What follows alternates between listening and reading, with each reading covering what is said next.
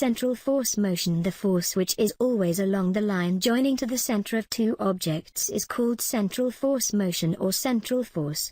The force is inversely proportional to the square of distance. Some examples of central force: gravitational force, electrostatic force, Lagrangian equation of two bodies.